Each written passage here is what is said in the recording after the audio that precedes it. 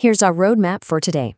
We'll cover what is power factor, the power triangle concept, the power factor formula, good versus bad power factor, fixing low power factor, and then wrap up with a quick revision.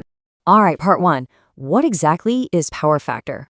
Simply put, it's a ratio. It tells us how much of the power your system is consuming is actually doing useful work. Imagine a big industrial motor pulling, say 100 kilovolt amps or kVA of total power from the grid, but only 80 kilowatts of that is actively spinning the shaft. The rest, it's kind of just wasted as reactive energy. So your system is eating 100 units, but only giving you 80 units of actual work. Which brings us to part two, the power triangle concept. To really grasp this, we need to look at the three types of power that make up what engineers call the power triangle. First up, we've got active power, measured in kilowatts, or kW. This is the real deal, the muscle. It's the tangible energy that visibly performs the physical job you need done. Spinning a fan, pushing fluids through a water pump, turning on a light bulb, that's all active power at work. Now here's where things get super interesting. The second component is reactive power, measured in kVAR. Unlike active power, reactive power does literally zero physical work. You won't see it spinning a fan. So why does it even exist? Because it is absolutely essential. Inductive loads, like AC motors and transformers, simply cannot function without a magnetic field. Reactive power creates those magnetic fields. So even though it's not turning the wheel, your system desperately demands it. And that leads us to the third piece of the puzzle, apparent power, measured in kVA. Think of this as the grand total. It's the entire package of energy the utility company has to supply to cover both the active, working power, and the reactive, magnetic power. It's the whole shebang. The utility grid has to generate and supply all of it, regardless of how much actually ends up doing useful work for you. Okay, let's get into the math. Part three, the power factor formula. Don't worry, the core formula to calculate your system's efficiency is wonderfully simple. Power factor simply equals your useful power divided by your total power, or in engineering terms, kilowatts divided by kVA. Let's look back at that motor example. We had 80 kilowatts of useful active power, but a total apparent power draw of 100 kVA. So we just divide 80 by 100.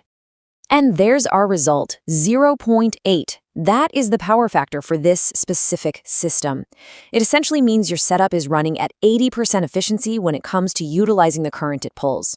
As a rule of thumb, the closer this number is to 1, the better. Let's make this a bit more concrete with a real-world case study to see the financial impact. Picture a juice factory. They've got these massive motor systems running conveyor belts and blenders, pulling a heavy 200 kVA of total apparent power from the grid. But because of inefficiencies and the huge magnetic fields those industrial motors need, they're only extracting 140 kilowatts of useful active power to actually crush the fruit. Let's run the numbers on that. 140 divided by 200.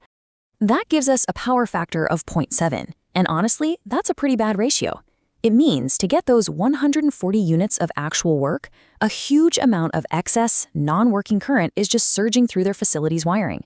They're heavily straining their infrastructure and, worst of all, taking a massive financial hit. Why? Because utilities often charge you based on the total kVA they supply, not just the kW you actually use. So what's the benchmark? Part 4, good versus bad power factor. Generally speaking, a good power factor is going to be around 0.95 or higher. When you hit that near-perfect sweet spot, you've got lower overall current flowing through your system. That means drastically reduced heating in your cables, your equipment lasts longer, and your bills are significantly lower. Now compare that to a bad power factor, like our 0.7 juice factory. You're getting dangerously high current flow for the exact same amount of work. We're talking hot cables, overloaded generators, voltage drops, and some truly painful penalty fees from the utility company. All right, how do we fix this? Part 5, fixing low power factor. So how exactly do we get that juice factory from a dismal 0.7 up to a solid 0.95? Well, the most common and effective industrial fix is installing capacitor banks. They are basically the heroes of this story. Remember how those motors absolutely need reactive power for their magnetic fields? Instead of forcing the main utility grid to push that reactive power all the way down the line, heating up every cable along the way, we install these capacitor banks right there on site. They act like local batteries specifically for reactive power. They inject that that required kVAR directly into the motors locally. Because this is balanced right at the source, the main grid now only has to supply the active, useful power. And to keep it all running smoothly, facilities use APFC panels, automatic power factor controllers.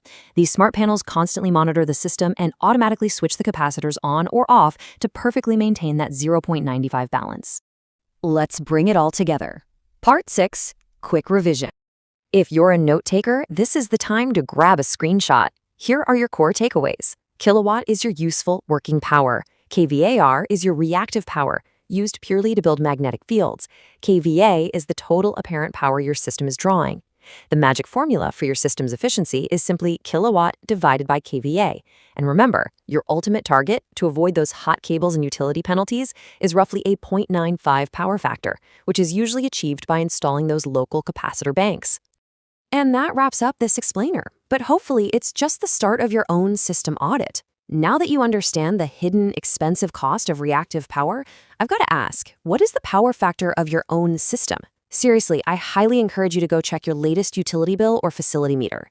You now have the exact formula to see if you're quite literally throwing money away on wasted current. Thanks so much for hanging out and learning with me today, and I'll catch you in the next explainer.